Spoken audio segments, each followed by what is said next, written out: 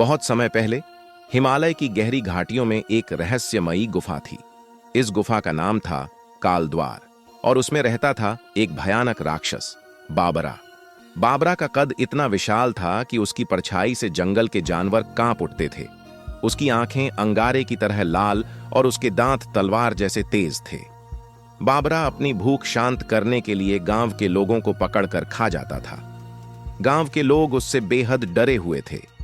बाबरा हर पूर्णिमा की रात गांव पर हमला करता और अपने साथ किसी इंसान को उठा ले जाता। वह इतना शक्तिशाली था कि कोई भी योद्धा उसका सामना करने की हिम्मत नहीं कर पाता। उसी गांव में अर्जुन नाम का एक युवक रहता था।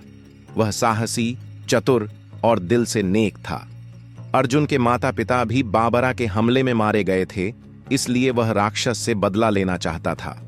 लेकिन वह जानता था कि केवल ताकत से बाबरा को हराना असंभव है।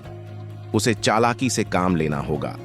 गांव के बुजुर्गों ने अर्जुन को बताया कि बाबरा का गुस्सा उसे कमजोर बना सकता है और उसकी कमजोरी का फायदा उठाया जा सकता है।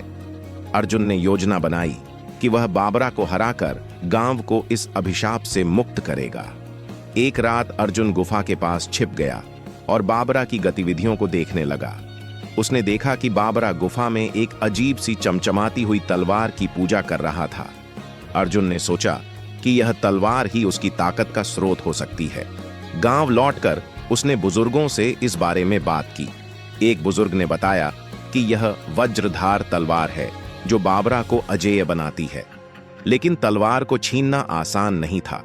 अगर कोई इसे छूने की कोशिश करता तो बाबरा तुरंत उसकी मौजूदगी को महसूस कर लेता। अर्जुन ने एक जादुई औषधि तैयार की जिसे पीने से कोई भी व्यक्ति अदृश्य हो सकता था। वह औषधि लेकर बाबरा की गुफा में गया। अदृश्य होकर उसने गुफा का निरीक्षण किया। उसने देखा कि तलवार एक जादुई ढाल से सुरक्षित थी। ढाल को हटाने के लिए एक मंत्र का उपयोग करना जरूरी था जो केवल बाबरा जानता था। अर्जुन ने चालाकी से बाबरा को गुस्सा दिलाने का निश्चय किया। उसने गुफा के बाहर से आवाजें निकालकर बाबरा को उकसाया। गुस्से में बाबरा गुफा से बाहर निकला और अर्जुन को ढूंढने लगा। अदृश्य अर्जुन ने गुफा के अंदर घुसकर मंत्र का पता लगाने की कोशिश की। गुफा में एक दीवार पर पुराने ग्रंथ लिखे थे जिनमें मंत्र भी था। अर्जुन ने मंत्र पढ़ा और जादुई ढाल को हटा दिया। जैसे ही उसने तलवार उठाई, गुफा में कंपन होने लगा। बाबरा को तुरंत इसका एहसास हुआ और वह गुस्से में वापस दौड़ा। तलवार अर्जुन के हाथ में थी। बाबरा ने अर्जुन को मारने की कोशिश की, लेकिन अब वह तलवार की शक्ति अर्जुन के पास थी। अर्जुन ने तलवार से बाबरा पर वार किया।